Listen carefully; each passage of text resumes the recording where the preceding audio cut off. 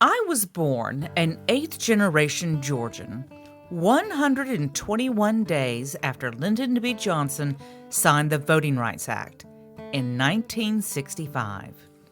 That means that I grew up in a South that was radically different from the one my white ancestors knew. And while the arc of our beloved region's history has bent towards justice over the course of my life, what it means to be Southern has changed too.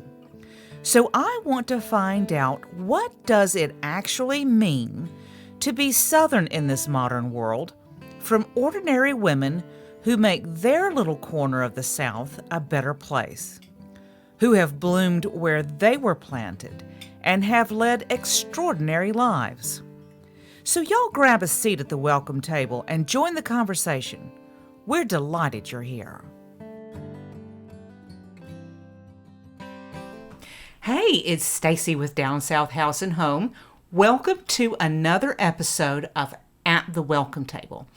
Now, for this episode, we go over to Montgomery, Alabama, where Dr. Jacqueline Allen Trimble, who is the chair of Languages and Literatures at Alabama State University, sits down and talks with us about her life as a Southern woman and her life as a poet. And I think what's really interesting about Dr. Trimble is that, for one thing, she is just a lady down to her fingertips. But the origin story of Dr. Trimble, where she grows up around the Tuskegee Institute, where everyone she knew when she was young was Black, well-educated, and accomplished. And we get to talk about how that experience informed her work as a poet. And what does that mean about being a Southern poet? And what does it mean to be a Black Southern poet? So it's a fascinating conversation, and I hope you'll join us. Jackie Trimble, I am so happy to have you on my podcast. I have admired your work for so long as an incredible poet in the South. And my husband is a huge fan of yours too. And I'm just so glad that we could get you on the podcast. So let me start off with my questions. Who are you? Where are you from? And who are your people? Wow. Okay. Hey, Stacey Reese. That's a very complicated question for me. And, that's a favorite Southern question. Who are your people? So I was born in Columbus, Georgia, and my mother's name is Billie Singletary Johnson. And I was adopted 4 days after I was born. My parents, James and Cleola Allen, came and picked me up. And it's a really interesting story because it was a dark and stormy night when I was born, and the bridge was washed out. And my mother was just 21 years old, and she had gotten jilted at the altar. Oh, yes, she had gotten jilted at the altar and found herself pregnant, and her parents kicked her out of the house. And so she went to live with her sister, who was living in Columbus, Georgia. And she had the baby. And my grandmother and my uncle came to get me when they heard the baby had been born. And my mother said, "You're too late. She's already been adopted." And because the bridge had been washed out, they couldn't get there on time. So my parents picked me up, and we went back to Tuskegee, Alabama. And they began to raise me. And so that was really great. And then my mother, Cleola Allen, died of breast cancer when I was only about probably 4 years old. My father married again, a woman, Erna Dungy, and we moved to Montgomery. We lived, my family had land in Tuskegee, had land for generations, and my father worked for the VA hospital, but also farmed, and raised, grew corn and raised pigs and So when my father remarried, we moved to Montgomery, and he started working at St. Jude Hospital and kept the land. And then a couple of years later, he died. So he died a couple of weeks before, just a few weeks before my seventh birthday. And so my mother became Erna Dungy Allen. And my father said, I don't want you to tell her that she's adopted. So I actually figured it out because when I was 14, we went to Alaska to visit my aunt who was an attorney there and had actually been the first black female attorney in the state of Alabama, Wow. but had found herself unable to remain in the South and be who she was, moved to Indiana, and then moved to Alaska because my mother said she couldn't get far enough away. So she moved to Alaska before it became a state and started a homestead there and then started her practice in Anchorage, Alaska. So we went to visit her one summer. And in Anchorage, you could get your learner's permit at 14. And so I had to send to Georgia for my birth certificate. And on your birth certificate, they put the name of your adoptive parent, not your birth parents, your adopted parents.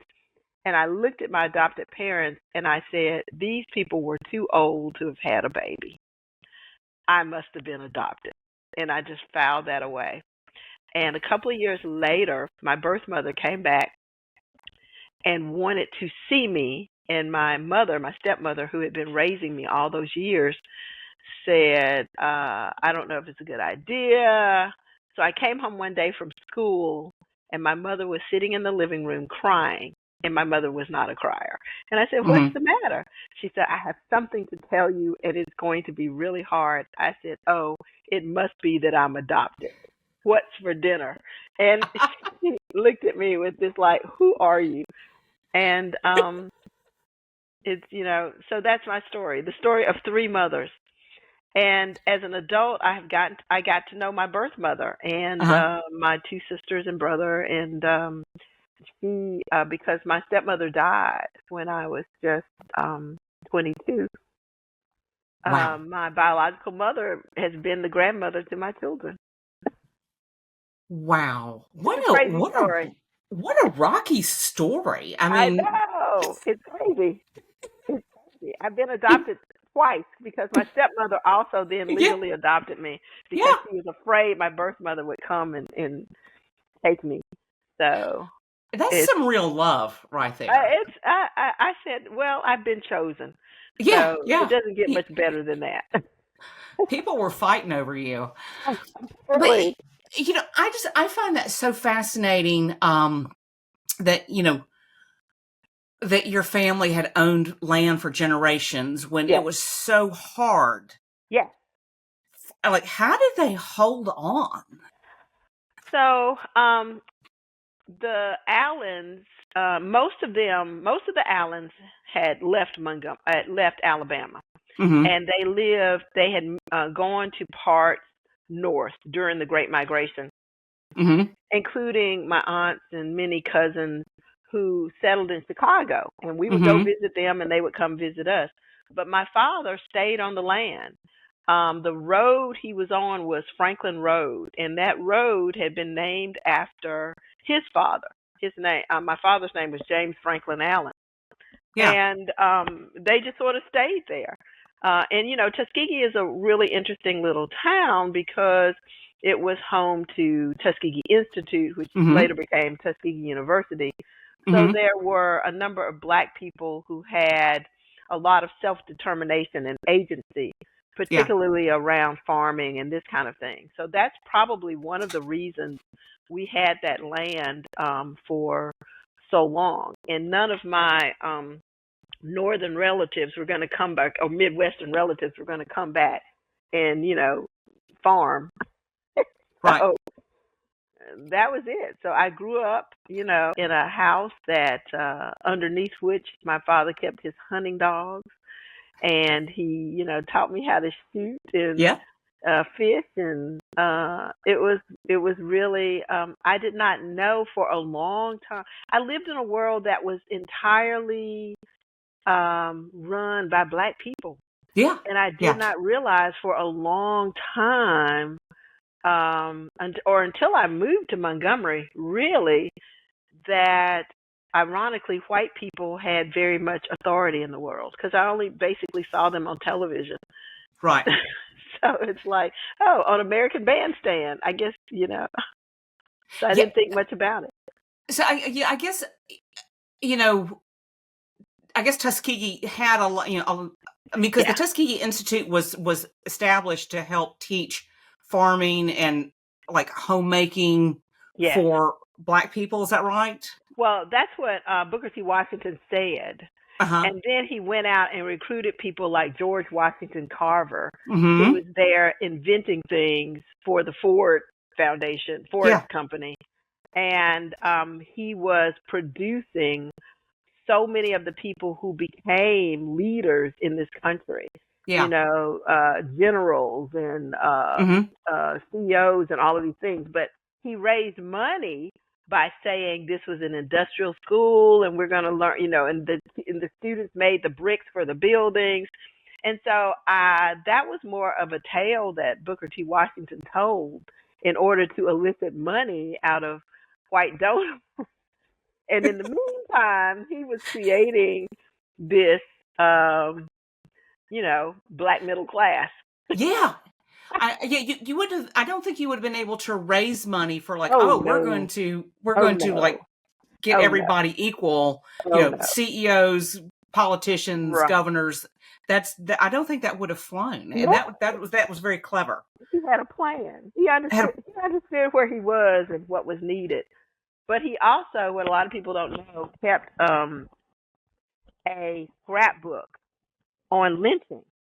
yeah, Like he chronicled the entire history of lynching in America, and a lot of the historical information we have about it comes from Booker T. Washington's scrapbook.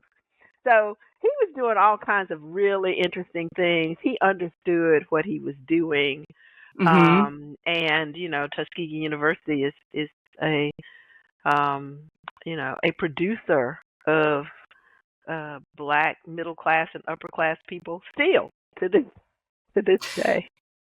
There's something that feels very Brer Rabbit about that. Yeah. You know, you Well, know. the African sister tale. Yeah. Yeah. I mean, yeah. I Yeah. mean, it feels like look over here, but we're Yeah. going to be doing this over here. Don't worry about what I'm doing over here. Don't worry about that. Yeah. I mean, And and it's also a tale of this is how Black people learn to negotiate and navigate oppressive spaces. yeah, Like, how can I be smart about this? And it speaks to, even at a time when racial stereotypes were just rampant and people were creating postcards with lynching victims on them, mm-hmm. as Mm-hmm. entertainment. Mm-hmm. Black people knew who they were. It's Yeah, like, this is how the society wants to define me, but this is not how I'm going to allow myself to be defined. I'm going to pretend. I'm going to smile. I'm going to wear the mask. But over yeah, here, I'm going to be doing something else. yeah. Yeah. And your mother, you wrote about your mother in the Yes. preface to American Happiness Yes. that she could tell you off. Oh, yeah. And you said she liked curse words? She loved curse words. It was funny because my mother grew up in a school called Miss White School. There were two northern ladies from the north who came down and started this kind of boarding finishing school, Mm-hmm. private school for young Mm-hmm. Black women. And my mother went to that school. She studied like 7 years of Latin, and Yeah. she could spell every single word. But she loved cuss words. And it's so weird because it was such a disconnect between who she seemed to be on the surface, who is this very proper lady who never left the house without her gloves and her hat. But if you don't get on her bad side, because she would let you know. She would let you know. And so, I loved her fearlessness. Yeah. I loved her tenacity. And she just kind of like went through the world doing her thing. Was she able to go to college? She did go to college. She did not finish college. Hmm. She dropped out, ironically, I believe, to get married. And I never could get the full story on this because, I think in those days, grown people kept a lot of stuff to themselves. They did not share Hmm. things with children. But I've been able to piece together from things, people who have told me things. She, so if you went to college, you could become an itinerant teacher, and they would send you out to like rural areas that did not have teachers. And my mother ran her own one-room schoolhouse where you taught from first grade to through high school. Right. And so she did that, and you did not have to have a finished degree for that. Hmm. Um, and you just had to have so much, a good high school education and so much college. Right. And my mother married a man, and I guess she dropped out of college to do it. And it turned out he was not a very nice man. And so she ended up leaving him and going back to her father's house and worked. She did a lot of secretarial work, and then she married Dr. A.C. Dungy, who was a local physician, and he was quite senior to her. But he was the son of Alfred Coleman Dungy, who was the second, as I understand it, the second black doctor in the state of Alabama. And they came here in like 1878. And his wife, Lillian Brewster Dungy, was from this area and had been and had finished Talladega College. Uh-huh. Talladega College, and she was a very intelligent woman. Became a club woman, involved with the third Mrs. Booker T. Washington, and if you know anything about the Negro Federated Women's Clubs, it was a group of Mm-mm. clubs organized by black women, and these clubs were social clubs, but they were also community activist clubs. Hmm. And one of the Hmm. things that they advocated for and had conventions about were trying to push for anti-lynching legislation. So Mrs. Alfred Coleman Dungy, or Mrs. Lillian Brewster Dungy, was part of that movement for anti-lynching legislation. And in 1917, he was appointed by the courts of the state of Alabama to be the first black truant officer, because she said, she went to the court and she said, somebody needs to be looking out for these young black kids, making sure they go to school, et cetera, et cetera. So she became that person. I always wondered why she would get a job. She was married to a doctor. They were very prominent in the community. And it's because he died in 1917, and her son was in medical school at the time. So she needed to earn a living. So she got herself a job with the court. And you can look in old court records from the first part of the 20th century, and the judge will say, well, Mrs. Dungy, blah, blah, blah, blah, blah, blah, and she will give a report on these young men who, were being sent to the industrial school. And our Department of Youth Services, which used to be the Alabama Industrial School for wayward youth, has a building named after her and a marker named after her. Yeah, she Wow. died in 1939. So I think I have been influenced, talk about Yeah. who my people are. I've been influenced by these incredibly powerful women Yeah.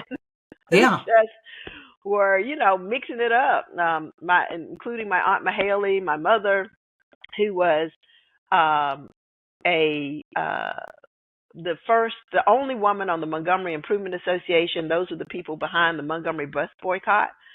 And she was the only woman under Dr. King, and then worked with the SCLC, had a cross burned on her front yard. Yeah. She was just, these were women who were just doing their thing, They were badass. badass women.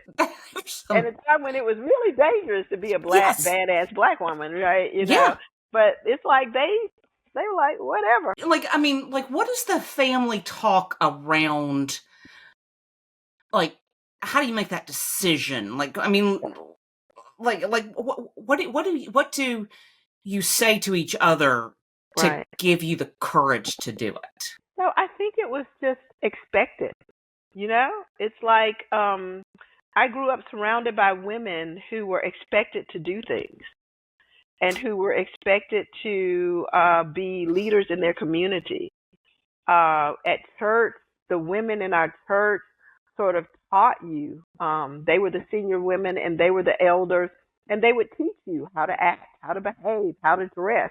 You know, we had socials at church where where you would have to dress up in evening wear and work on your etiquette, and you would have to always get up and give speeches. Like, oh my God, you just like, okay, so and so is going to stand up and give us a poem or give us a speech, and then you would have we were constantly going to teas. As a young person, I despised it, but I appreciate it so Yeah, much now yeah, because you would have to go to the tea and you would have to, my mother would say, okay, you're going to do your piano piece at the tea. And so you would get up and you would play the piano, or you would get up and say and so it taught you a certain kind of presence yeah, and an ability to be in public and an ability to speak and an ability to interact with people. And what those women taught us was that you are important wherever you are. And I didn't realize why they were doing that, but because what they understood is that we lived in this society that was going to try at every turn to hmm, diminish and denigrate you. And yeah, so what they were really giving us were the tools to be who we are, no matter whose company we found ourselves in. And so that sort of communal support, and all the women we knew were like that. yeah, They were like, okay, huh? I'm important. And it seems like it's a way to, gosh, I'm just trying to put myself in that their Yeah. position. And it's like it's a way to focus your rage. I mean, there's no like Oh, being well, angry and yeah, bowing up and showing, like, yeah. railing against the storm. That would have not gotten you anywhere. But Right. I mean, you it can, was a strategy. It was a yeah, strategy. you can split atoms with some white gloves. You could You know, split atoms with some white gloves, and they did. The other yeah, thing is they did not they did not think of themselves in terms of the white gaze. Like some of the women who helped raise me were, some of them were professional women, teachers, all doctors, all kind of stuff. But there were also women who were domestics, hmm, who were like that. And so they were domestics during the week, but on Sunday, when they were in church, they held position, they held authority, they were respected. And hmm, so it was this idea that your position in the outside world does not determine who you are. And this becomes a very important lesson, yeah, and it also becomes a lesson. One of the things that I was taught is that you treat every person with respect, yeah, regardless of their station in life, because that is irrelevant. hmm, So, you say good morning to the garbage man. yep, You are kind to every person you meet. hmm, The way they would put it is you don't know who you're going to need on your way down. And so this idea of being, yeah, puffing yourself up and, hmm. thinking you're better than anybody, was not allowed, you know. Well, I guess, what was it? What was it that Kamala Harris said? It was, you didn't have the luxury of failing multiple times. The Right, right, right. phrase escapes me at the moment, but especially white men, Oh, they yeah. could fail, not left and Every right, and day. they would still be uplifted and held up. Right. Every day. And Yeah. black folks did not have that No, luxury. you had to Um, be exceptional in all things, and you had to because you were not going to be given a chance. And Right. that was just, that was just the what we grew up with, is that you must be exceptional. You must always be exceptional. So it's really interesting. Did you ever find it tiring, or like did it ever register to you that it was unfair? No, it's really interesting. And I remember James Baldwin saying about something about a kid growing up in San Francisco is a kid growing up in San Francisco, wherever you are, you play by the rules that you know. Mm-hmm. So you don't think about your life that way. And they had a way of just doing it. So they didn't discuss it with you. They didn't sit there and break down, listen, the world is a horrible and racist place. You got to do Uh-huh. this. That's not what it was. It was like their expectation of you was this. So you Mm-hmm. rose to meet that expectation. And so that's all you ever knew. So if it's all you ever knew, to think of it as tiring or whatever, that was just part of who you are. That's just Yeah. part of your worldview. Mm-hmm. And so it would be like, oh, I'm tired of being, I'm tired. I'm a Greek person. I'm tired of being Greek. Well, what?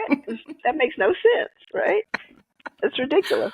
Well, so you say like you were the in 1968 you Hmm. were the only white kid in the Davis Elementary. Right, the only black kid. So, and I did not realize it until years later that this was a thing.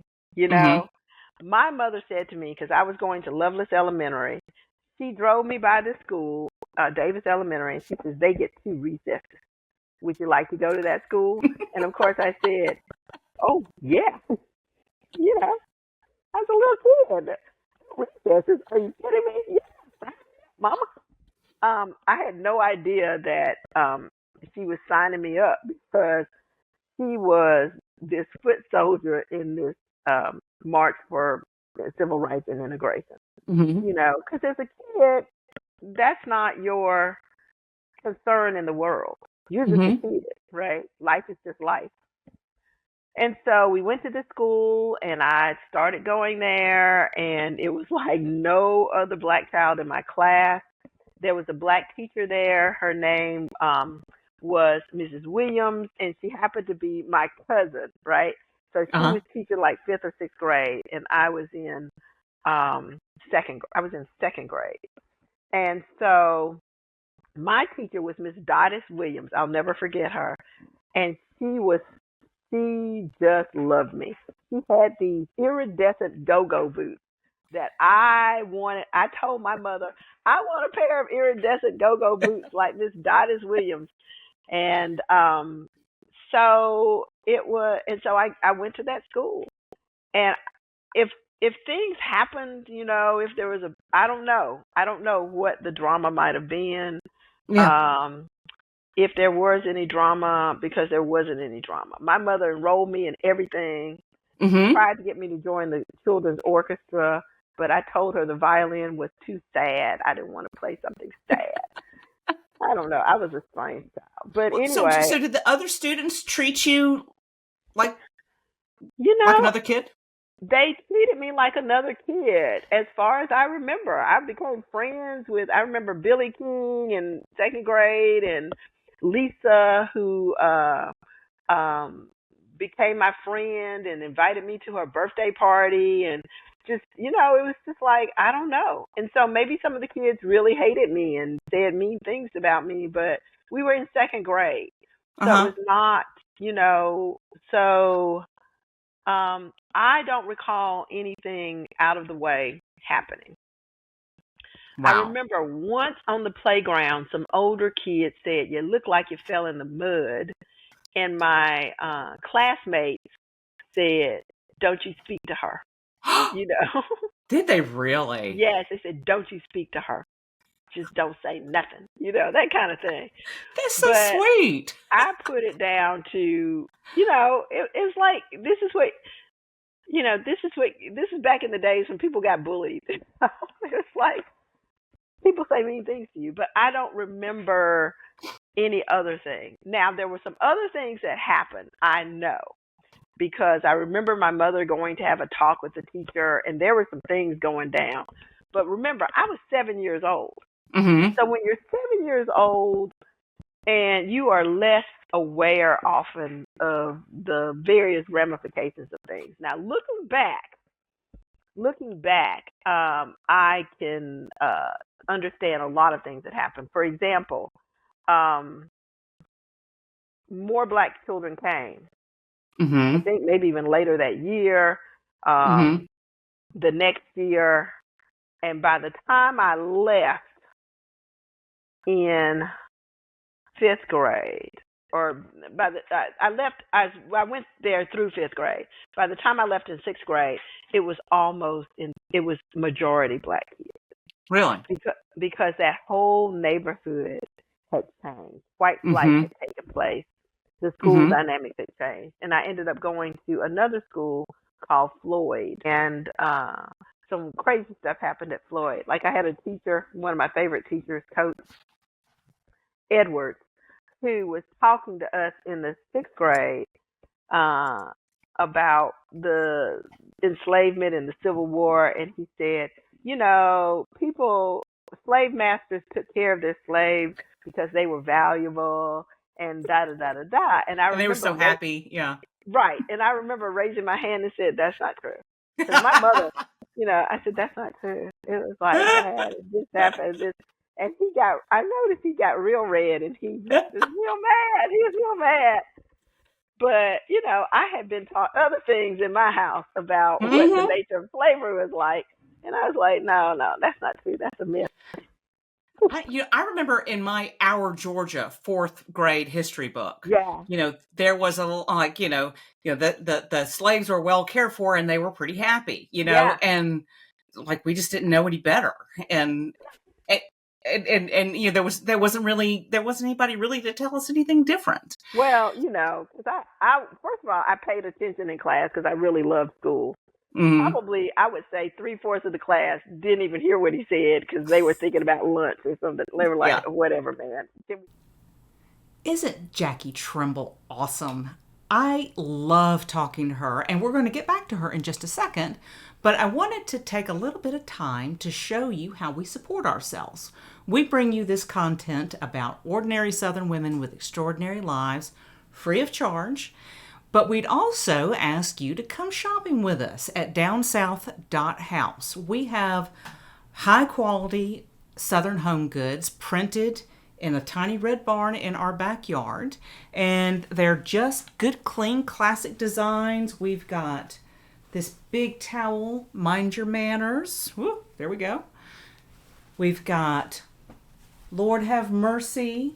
We've got napkins, mugs, coasters, and we are introducing a couple of new products that I'm really excited about. It's the boll weevil collection. We've got the big boll weevil and the little boll weevil. Doesn't that look like a little monogram right there? Isn't it just the cutest thing? So anyway, we have got plenty of things for you to stock up on during the holidays, and get some gifts for yourself as well. You deserve it. Okay, let's get back to Jackie Trimble. He was not happy with it. Oh, well. That is a that still remains a tender point.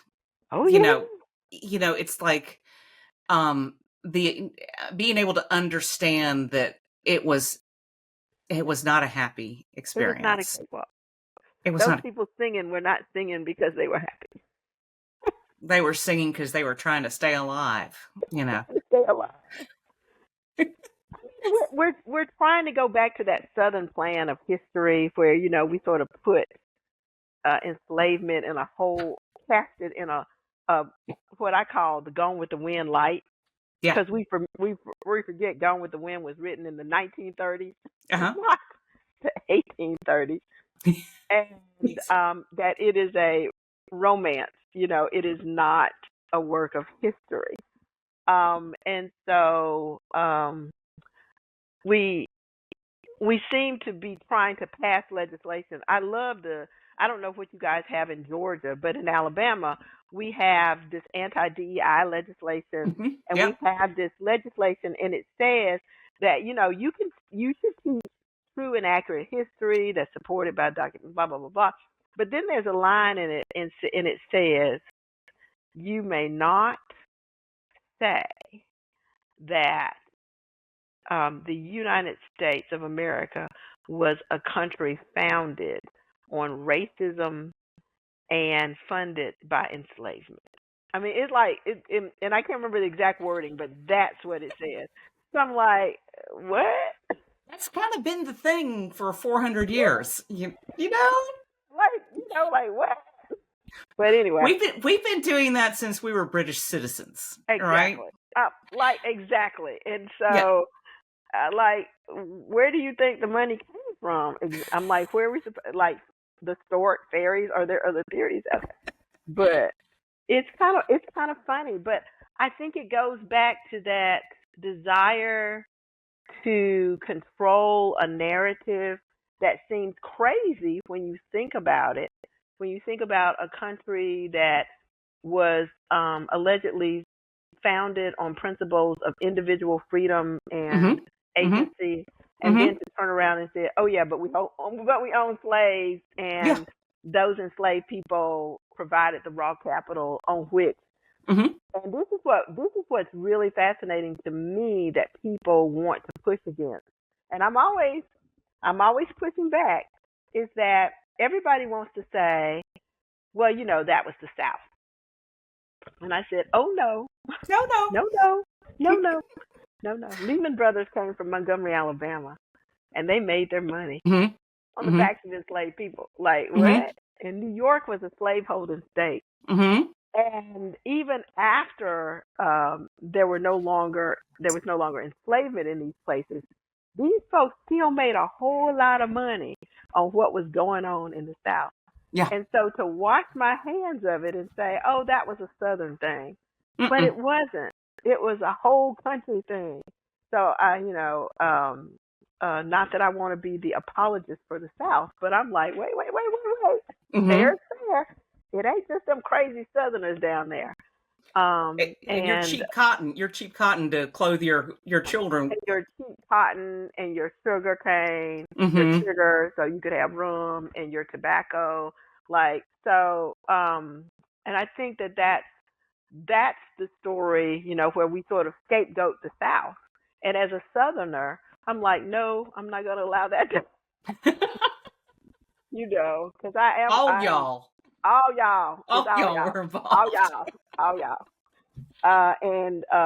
So let's not get it. Don't talk about my people. Talk about my people. These my crazy people. You gonna leave them alone. What it's like I think a lot about, like, when I went to graduate school in Pittsburgh. I discovered that there was something special about the South. Yeah. Despite all of its flaws, its obvious flaws. Yeah. There was like, people in Pittsburgh wouldn't shake your hand because they would ask you, like, if you're running for office, and like, I was just, you and I were both raised, when you were introduced to someone, shake, look them in the eye and say, "How do you do?" And they, that was, they thought that was weird. So I just sort of like got the Pittsburgh nod, it's like, "Hey, how you doing?" And, but I moved north to Pittsburgh with 8 place settings of china and antique furniture. And because I was going to this great school, and I thought I had to, show up, and present. And my other graduate student friends were like eating off the boxes that they moved to Pittsburgh in, and it was just like, I had no clue what I was getting myself, and and everybody was looking at me like I was crazy. Like, who is this person with china? And but they also liked my biscuits when I served them on Sunday morning. And they didn't complain about the biscuits, and when I served the biscuits on china, they didn't complain about that either.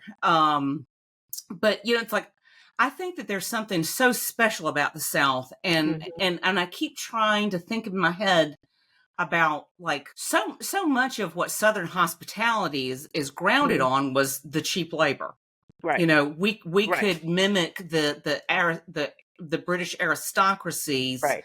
manners because we had cheap labor, Sure. and like they could do all these things, Yes. and they could wash all the dishes, and Right. maintaining that idea of Southern hospitality Right. is just impossible. It's just Right. too much work. Yes. And it's like, what do you and but there's something about the excessive Hmm. generosity of Yes. Southern hospitality that is something Yeah. I'm not ready to let go of. You Is know, this is what I think about that. I think that the South has always been a communal state. And even though the sort of aristocratic part of the South, which was not most of the people in the South, most of mm-hmm, the people in the South were just trying to eke out a living in the mm-hmm, wilderness. mm-hmm, But that was, to, as you said, sort of mimic the British aristocracy, and they could do that because they had this cheap labor. But I mm-hmm, think also in an agrarian place, what you often find are people who live in community. And communal living means that you depend on your neighbor for mm-hmm, whatever it is.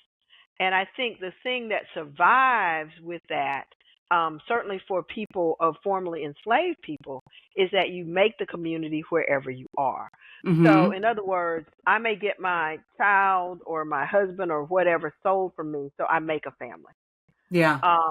If I Uh-huh. live in a small town, where there are rigid segregation laws, it's really interesting because I'm still living right here. We're all living right here together because we Mm-hmm, we have to live right here together because mm-hmm, where is there to be? And so I think what spills over is like I have a neighbor who probably is incredibly racist and all of that stuff. But I was walking to my car one day and a stranger was walking down and just sort of came, and he did not accost me, but he started talking to me. And my neighbor happened to be driving down the street, and he stopped and he sat his truck right there to make sure I got in my car, because mm-hmm, it didn't have anything to do with how he felt about me personally, but it had something to do with the fact that I was his neighbor, mm-hmm, and mm-hmm. nothing was going to happen to his neighbor because Yeah. I was part of his Yeah. community. Whether I was part of his community, and nothing was going to happen to his neighbor. And so he called my husband. He said somebody was some stranger was trying to mess with your wife, but don't you worry, I sat right there, and to me that is such a Southern thing that is so Yeah. hard to explain to people about the South. Mm-hmm, If you break down on the road, somebody gonna mm-hmm, help you fix your tire. mm-hmm, They're gonna, and mm-hmm. it's just it's a weird kind of thing because we live in community. The other thing is that because Southerners have been so vilified and ostracized, it's almost as if we feel like it's us against the world. Mm-hmm. And like we can talk about each other, but you ain't gonna talk about my people. Like you're not talking about my people, right? And Yes. so it's so hard to explain. There's a really great Instagram where this lady from somewhere Michigan or somewhere comes down and she said, "Don't go to Alabama if you don't want to say good morning." She said, "Because I was just in Alabama and they good morning me, good morning, good morning." She said, "Everywhere we went, it was good morning. How are you today?" And she said, so when we got back to Michigan, we had gotten in the habit. So we like, good morning, good morning. And people were looking at us crazy. That's exactly what it is. It's like if up north, if you don't just like put on blinders and mind your own business, Right. that there's something wrong with you. There's something wrong with you. And for us, it's like, why are you not saying good morning? What's the matter?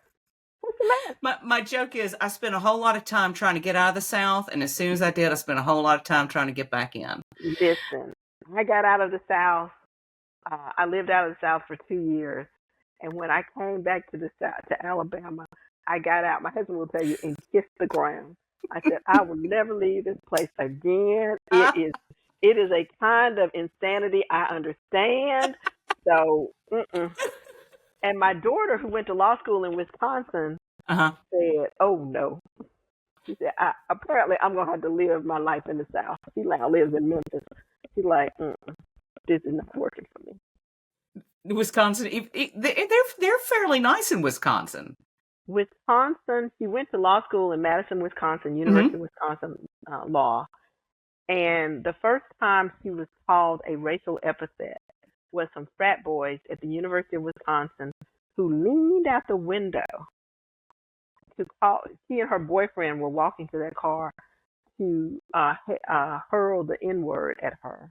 Now Uh-uh. my daughter is like me, and she was ready to fight. And her boyfriend, now husband, grabbed her by the arm and said, "Girl, if you don't come on and let's walk to the car, because those boys are drunk." And no, Yeah. no, he says, "I cannot fight all of them." And went hurried to the car.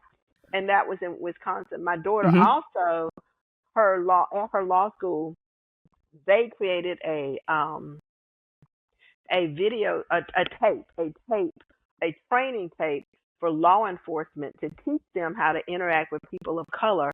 Because what a lot of people don't know is that in Madison, they incarcerate a incredibly high percentage of Black people, far more than other places in the country. Really? And they think they're progressive. They think they're so liberal and progressive, but they're not. And a large number of African American or people of color do not graduate high school. They either drop out or are kicked out before they do. And so Wow. when they presented it to the police chief, he said, "Oh no, we don't have those kind of problems here. You know, we are very progressive." And he said, "No, let us show you the statistics." And he just was like, he said he just looked at it and he was just like stunned. He said that unconscious bias Yeah. is a real thing. Mm-hmm. And I think in the South, it's maybe the only in the South we talk about race more than other places in the country, Mm-hmm. but it doesn't mean that racism doesn't exist. It means that because of our history, we have had to confront it in a Yeah. way that many other places have not. And so, we're having those conversations all the time. Yeah. Every day, Yeah. Yeah. Yeah. every day. And when I was in Pittsburgh, and Pittsburgh is it's a very segregated town, not just black and white, but Mm-hmm. by Polish, Oh Jewish, yeah, oh yeah, Italian, yeah. and I would hear, like people go, "Oh, you wop, you dago," but they would all be in the same bar, hanging out with each other, buying each other's drinks, but Correct. they would Yes, use these yes. epithets, Racial and I was epithet. like, Yeah. I had never heard anything like that. I mean, it's like you just didn't do that. And Right. I heard the N word. I mean, people Right. just say the N word like it was Yeah. Thursday. Right. And I just didn't get that. Um and so I mean, so like even with Pittsburgh, there was just like you stayed in your own neighborhood. Yeah. And I found that very, but they all thought, they heard my accent and I thought they thought I was dumb and racist. Right. And I was like, no, not so much. But Yeah.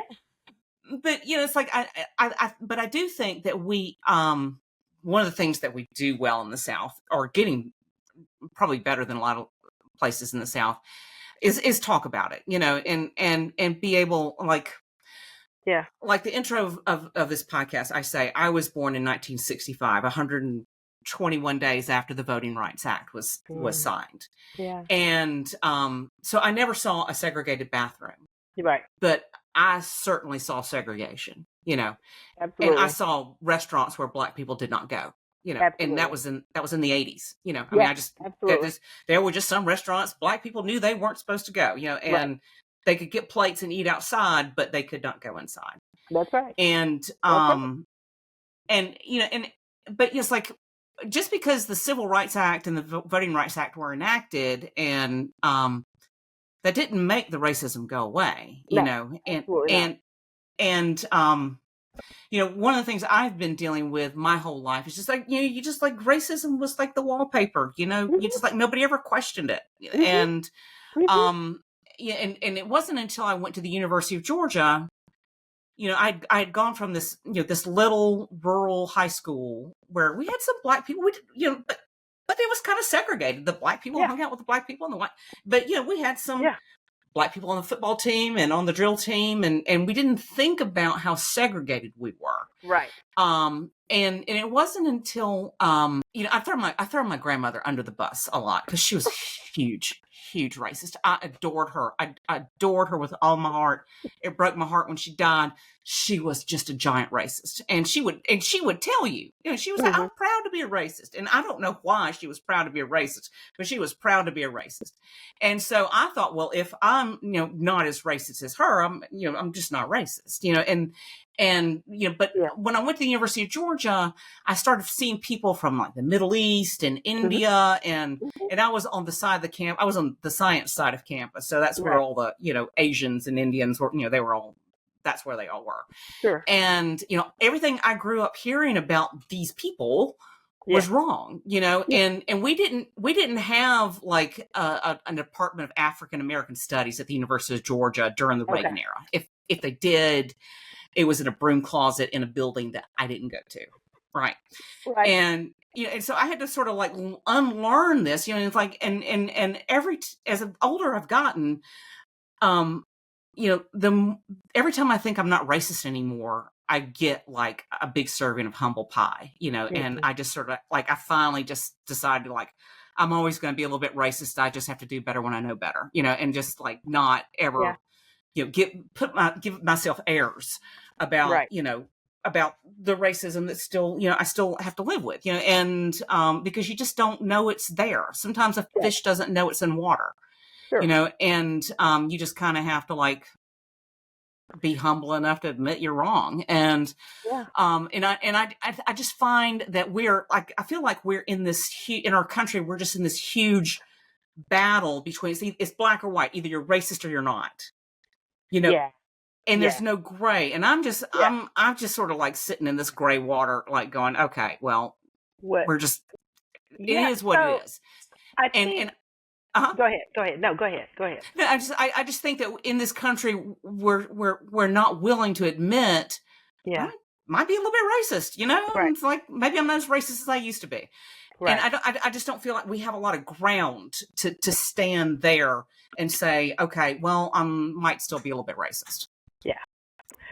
I think there's so many things going on at the same time. I think one of the things is that we conflate racism with prejudice and bias. Like every human being has prejudice and bias because we have comfort zones, right? Mm-hmm. So Mm-hmm. most people are most comfortable, most people, with people who share their culture, their history, their whatever. All right. Mm-hmm. And okay, that's not a problem. And we have biases. Biases are often those things taught to us, right? Mm-hmm. So we believe untrue and often detrimental things about other groups Mm-hmm. in order to make our group feel better. Mm-hmm. And then we have racism. And what I think we have spent a lot of time in this country trying to address is more a kind of prejudice, because to address racism is more difficult. And by that I mean that racism is not an individual function. So if your grandmother was prejudiced, that has no effect on me. I don't Mm-hmm. care. Mm-hmm. Let her feel how she wants to feel. Mm-hmm. The problem comes when we have policies that are enacted Mm-hmm. that will affect my life based on those prejudices, and that's Mm-hmm. called racism. For example, a couple of years ago, we had our house appraised, and it came back very, very low. Yeah. And it was just like astonishing, right? Mm-hmm. And then we went to another bank, we had it appraised, it was $70,000 more. That is a huge difference. We got it for $70,000 more.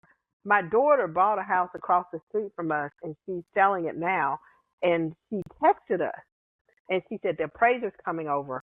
Go take down all the black art and pictures, which we did. We took them all down, put them in the closet. Now her house has one bedroom, one bath, a loft.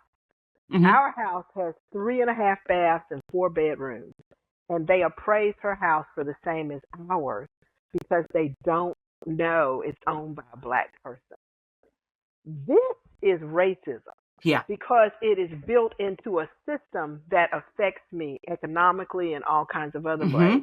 Mm-hmm. Mm-hmm. Last week, my husband, 66 years old, was pulled over by some cops at 65, not state troopers, but cops.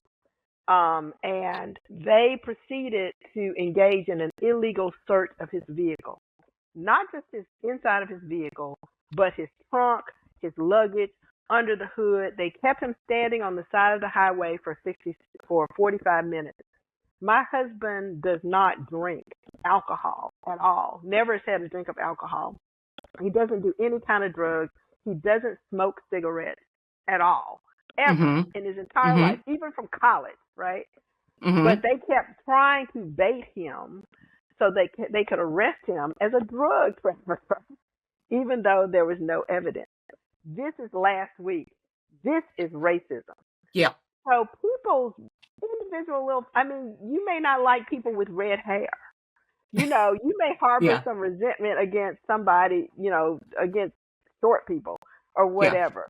So it's important for us as we have these discussions to differentiate between our prejudices and bias, Mm-hmm. which all people have, and racism, which is a system, an economic Mm-hmm. system. And what I'm worried about is not these individual prejudices only in the sense that they turn into policy. Mm-hmm. So my belief about black people, I have the power to make that a policy. And so what the legislation that is coming down now relative to DEI and relative to critical race theory, which was never taught anywhere in K through 12 ever in the history of the country. And Right. we don't teach it at undergrad in the history of the country. But what Mm-hmm. people are worried about is they're worried about not the dismantling of prejudices, but the dismantling of a racist system that has economically benefited people. And they're trying to secure their bag, to keep Yeah. all kind of practices in place, and by using sort of racist dog whistles, etc. And so cut yourself some slack, continue to do the work, but cut yourself some slack. And I think it's important for us to realize that, Mm-hmm. and to think about that so that we really talk about racism, because what's being denied us is not the ability to talk about race, but the ability to talk about the systems that are in place to keep people, oppressed, economically denied, or whatever, because that affects generational, Yeah. Yeah. everything. Looking at the individualness of it, because how Okay. many individuals does it take before it becomes systemic?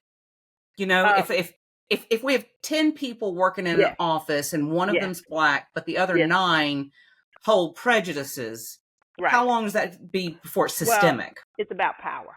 Yeah. So if those other 9 people don't have any sway, who cares? But the problem becomes that here's the example I always give.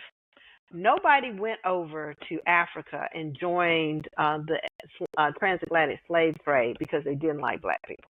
Nobody was sitting in America going, I don't like black people, we're going to go enslave them. Nope, that never happened.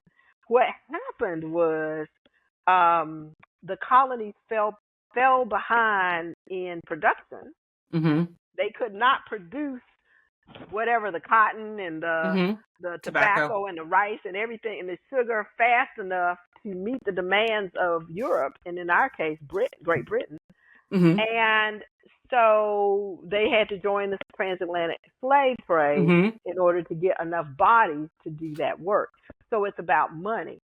And then the sort of racial tropes that then I use to categorize people and to stereotype people come after. Because then I got to have a justification for this that is not just, we need to make this money, I can't say that. So what I have to say is, well, they're pagans, so I'm doing them a favor by Christianizing them. Mm-hmm. Or I'm going to say they are ignorant and not quite human. So it's not the same thing as enslaving human people. And they Right? don't feel pain or And they don't heat. feel pain, they don't feel heat, they don't feel, and that allows me to do this. That allows me to do this. So those individual prejudices allow me not to fight against racism because Mm-hmm. it ties into my feelings, period. Black people are lazy, black people are Mm-hmm. this, black people are not that, black people aren't so smart. But then if you start it falls apart really quickly if you say, okay, if black people aren't very intelligent, why do you have to have laws that prevent black people from learning to read? Why do you Mm-hmm. have to dismantle the public education system? Why do you have, because it doesn't make any sense. Mm-hmm. It doesn't make any sense. If black people can't compete, then what difference does it make if I hire this black person? How Mm-hmm. is this black person taking my job if they can't compete?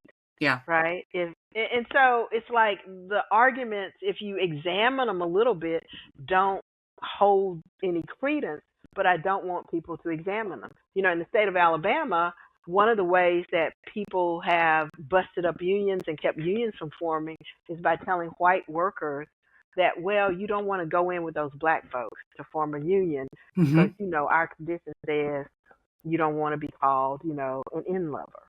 Right? And so Yeah. you got people to go against their own self-interest and affected generations of their own family by using these prejudices, as a wedge and for them to justify going against their own self-interest, And I think what started happening is white citizens begin to say, wait a minute, you're building all these prisons, but I don't have any hospitals in my area either. Yeah.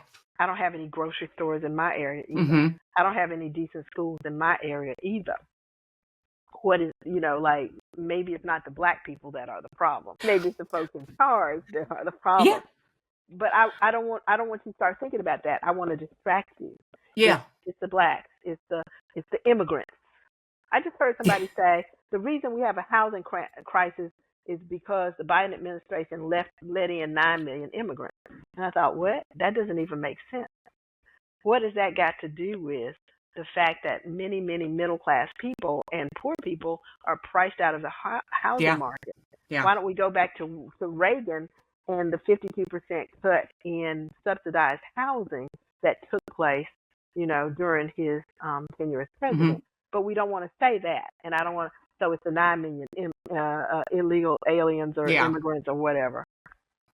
Well, I mean, we've always blamed the immigrants for everything anyway. I mean, they're always the problem. Yeah.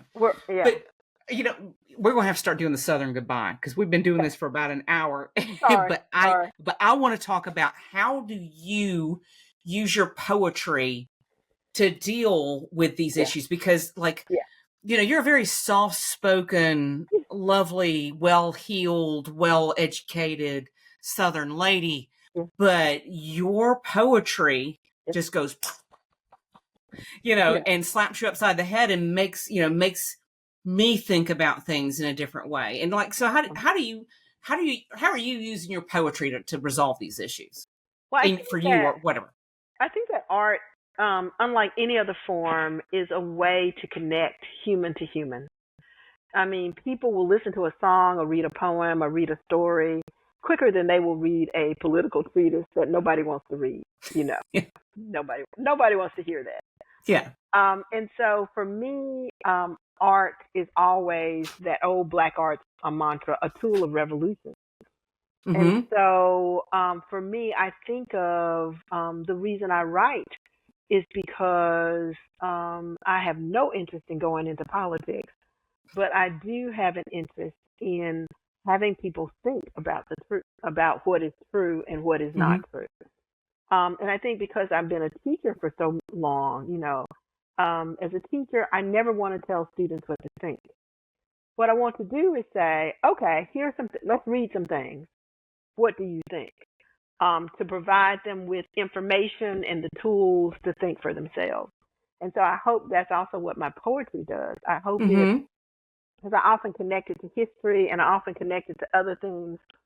And so I want people to say, huh, what about it quite like that? Yeah. And Yeah. then to have people develop their own agency to begin to think about these ways in ways that I think they are often led away from thinking about. And so I always think of my poetry as a way of empowering people to look at stuff from a different perspective. Yeah. So that's kind of what I'm thinking about when I'm writing this political poem. And I usually do it by thinking about, this is how I'm thinking about it. This is how I'm thinking about it. This has been my experience. This has been my, you know, if you could just, I just want you for 3 minutes to Mm-hmm. stand where I'm Mm-hmm. standing in the world, and this is what I see. It's like a photograph. Yeah. Yeah. Here's my perspective. And so that's what I'm thinking about, and if it comes off like, I love what your husband said, like a stick in my eye. Yeah. Yeah. I think that that's okay, because I think that all the emotions are useful. Happiness and rage and everything else. It's all part of the human experience. Like I came from a science background, Mm-hmm. and and then I married the writer, right? And Yeah. so and when he was with his previous publication, that's when I started to like really understand where a lot of my biases and prejudices came. Mm-hmm. I started having to rethink that. Mm-hmm. And then when we started Salvation South, we wound up being a home for Southern poetry. I'm so glad we did, but I mean, Yeah. it wasn't in our business plan. Like, yeah, we gotta support Southern poetry. I mean, it was just, but I've read more poetry in the past 2 years than I've Mm-hmm. read my entire life. Mm-hmm. And I just find it so fascinating, because it is like, it's like an Alka-Seltzer, Yeah. you unwrap it and it just goes, psh, Yeah. Yeah. it comes all over, and then Yeah. you can't put it back in the Mm-mm. wrapper again. Mm-mm. And Mm-mm. and I just like I've like just become so in awe of all these Southern poets, and Yeah. especially your poetry, because it's just so powerful, and it makes me Oh, think thank about, you. it's very close to my heart, that I've like made a decision to always look at, and Yeah. I Thank you. feel it, and it's like, because like sometimes I'm a Karen, I can't help it, I just like I have my Karen moments, and I feel bad, but it's like, but sometimes, like you hold up the mirror, Mm-hmm. and it's not, and it's not necessarily you're really trying to shame the person, but you Mm-mm. just like Oh you, no. but here's what I feel Yeah. on that, and Yeah. and and you do it in a way that, like you talk about James Baldwin, or Yeah. just like, the other Black writers who've just written so much, and Yeah. it's so powerful, but you do the same thing in Oh, that much text. And how does that do that? How does poetry work? so I think poetry is about compression, and I think poetry for me always is about the things in between the things that we say, and kind of the left out spaces. Yeah. And I think what happens is, in that compressed language, we can sort of, what did Eliot call it? He said, how do I squeeze the universe into a ball? And I think that's Yeah. what poetry does. It Yeah. squeezes the universe into a ball. And people don't have to pay attention a really long time. But if you can sort of condense it and bottom line it and say, Hmm. here it is, take a look at this, I think I think it can become quite powerful. The other thing is, poetry is seductive because it's got music, Hmm. and it's got little images, and it can be pretty. It can do all these Yeah. things Yeah. to kind of lull you in, Yeah. and then Yeah. before you know it, it slaps you about, and you go, "Oh, dang, poetry!" And I think there's a reason that in these troubled times, more and more poetic voices are rising to the surface. Yeah. Yeah. It's the poets always. If you look at the history of revolution and cultures all Hmm. over the world, it's the poets, you know, that often get kicked out of the country. Or it's the Yeah. poets that often get, like you were in Pittsburgh, so you saw the City of Asylum. Did you go to well, it might not have been there when you were in I don't think Pittsburgh. so. So in Pittsburgh now they have this thing called City of Asylum, and it was Pittsburgh took a blighted neighborhood and created a series of houses for writers who had basically been kicked out of their country, exiled, Yeah. and then the original writers, sort of decorated the houses. Some of them with their own words, some of them with Uh-huh. art. It was really kind of extraordinary. But they provided a place for these dissident writers to stay from I mean, they were from everywhere. They had been just kicked out, and this is something that they do. And so I think the poets tell us the truth. They always have. Hmm. They Hmm. always have told us the truth. And I just want to be part of that tradition of being the truth teller so that Well, people can say, you know what? yeah. You're saying something here. I was going to ask you, is poetry experiencing a resurgence, or is it just because I'm with No, Salvation South and I think poetry is experiencing a resurgence. There is okay. poetry everywhere. Hmm. Everybody is doing poetry. Everybody is reading it.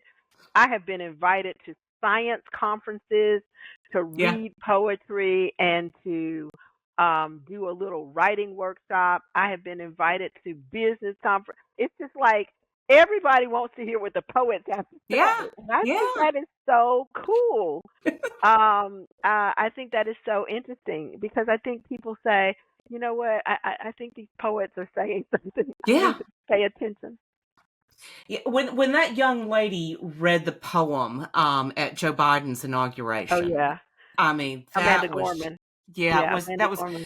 and there's something like once you've listened to a poem, it just makes you feel a little bit, It better. does. Like I feel a little more educated. I feel a little more high class. I feel a little bit more refined because I've listened to poetry. Yeah, yeah. But I feel like it's been a great honor to be part of this whole Southern Oh yeah. poetry revolution because it's like even though it wasn't part of our original plan, we're not going back. It's too Well, much. I mean, that's it's just like it's always going to be part of us because I mean of I Salvation love it. South's I love it. DNA because it's just like it's just too powerful. We did a poem about the sneakers you use to cut the lawn. And it was just a I cute little love it. poem. I mean, I it was just love it it. was I mean it was a serious poem, but it was just in honor of the tennis shoes you mow the Yeah. lawn in, and that's just there's something about Well, and I think there's poetry is one of our oldest impulses. I mean, if we think about in the Western tradition, we have Beowulf, but there's so many Sanjata. There's so many Gilgamesh. There's so many. The ancient texts were poetry. mm-hmm, The Bible is largely Hebrew poetry. mm-hmm, Shakespeare is poetry. We forget that the plays are really poetry. yeah, And so I think poetry we are wired for poetry, whether we mm-hmm, like it or not, and whether uh-huh, we know it or not. And we have been telling these stories, whether it's the Odyssey or whatever, forever in poetry, mm-hmm, mm-hmm, um, and giving our history in poetry. So I don't think it's I don't think it's unusual that the poets are having their say again. yeah, that's great. All right, I gotta let you go. It's Friday. It's I don't know if I talked about anything that you expected me we to talk about. it was Oh perfect. wow! It's perfect. I've really enjoyed it, and Thanks, Stacey. This is and great. and and, and I'll look forward to meeting you in person one day. Oh, that'd be awesome. I would love Bye to. bye. Wasn't Jackie Trimble amazing? I feel like I could talk to her for hours and hours and hours and still want to talk to her for hours and hours more. She is an amazing Southern woman, and I am so grateful that we got the chance to talk to her. So we're going to have to say goodbye for right now, but just remember, whether it's with China or Chinette, every table is a welcome table when it's set with love. Bye, y'all.